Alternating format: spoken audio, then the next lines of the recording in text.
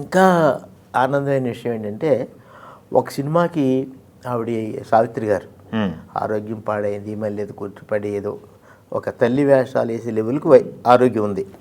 అప్పుడు ఒక సినిమాకి మేకప్ ఎవరు లేరు స్టాఫ్ ఆవిడకి. ఓకే. ఆ కంపెనీ నేను మేకప్ చేస్తున్నాను, ఈరోజు సావిత్రి గారికి మేకప్ వేయాలా అన్నారు.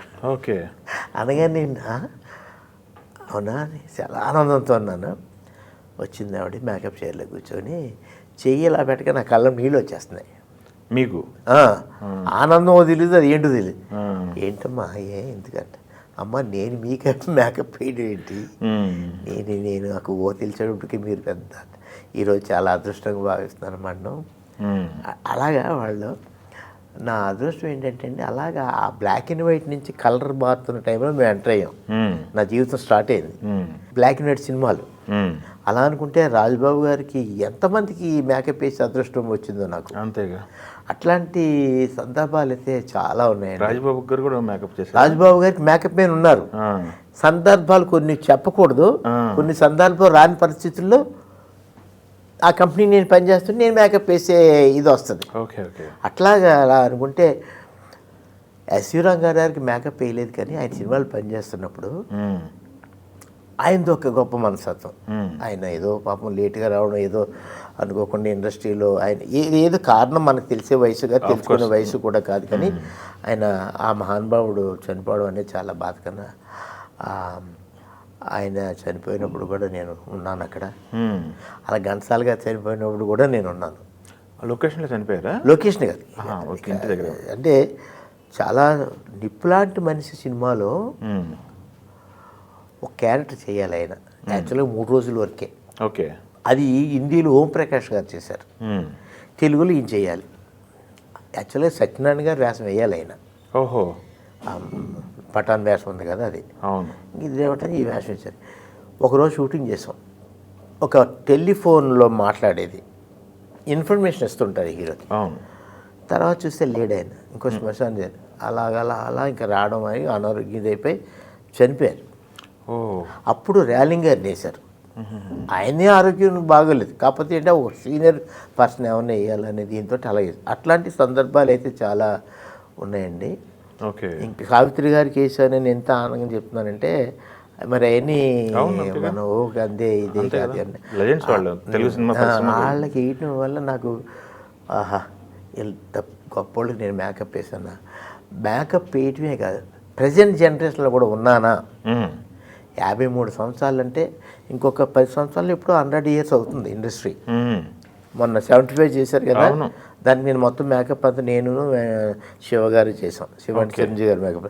అలాగే 100 సంవత్సరాల ఫంక్షన్ కూడా మేము చేస్తాము, నేను ఉంటాననే ఇది. అంటే 100 సంవత్సరాలు పూర్తవడం ఇంకో 10 సంవత్సరాలు ఉంటే అందులో 53 సంవత్సరాలు నేను ఉన్నాను. అంతేగా. అది ఒక ఆనందం ఉంటుందండి. ఎక్కడ పుట్టాము, ఎక్కడ పెరిగాము, ఎక్కడ పెరుగుతూ ఉన్నాము, ఇండస్ట్రీలో మన లైఫ్ ఎలాగ వెళ్తుంది అనే దాని మీద ఆలోచిస్తుంటే అప్పుడప్పుడు ఆనందం వేస్తుంది. మీరు చేసిన పనిలో రాఘవేంద్ర గారి సినిమాలు అంటే నాగేశ్వర గారు ఉంటాయి కదా.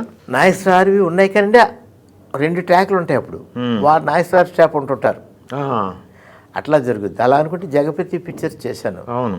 అందులో ఎస్పీ భయంకర్ సినిమాకి నాగేశ్వర గారికి మేకప్ వేసే అవకాశం వచ్చింది. మేకప్ మ్యాన్ రాము గారు అని ఉండేవాడు ఆయనకి. చౌదరి గారి తర్వాత ఆ జనరేషన్ అలా వెళ్తుంది. అందులో ఒక ముస్లిం గెటప్ టైప్ ఉంటుంది సాంగ్ పడి. అప్పుడు దానికి సంబంధించిన విగ్ కానీ గడ్డ అవన్నీ నేనే కుట్టించా.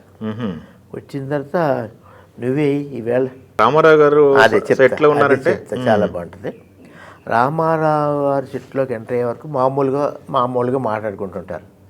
ఆయన సెట్లోకి కానీ ఎవరు చెప్పక్కర్లేదు, సైలెన్స్ అనేది ఎవరి నోట్లో మాట వినిపించదు, తెలియదు. అదేంటో రెస్పెక్ట్ అంతే, ఆ సైలెంట్గా ఉంటుంది అంతే సెట్లో.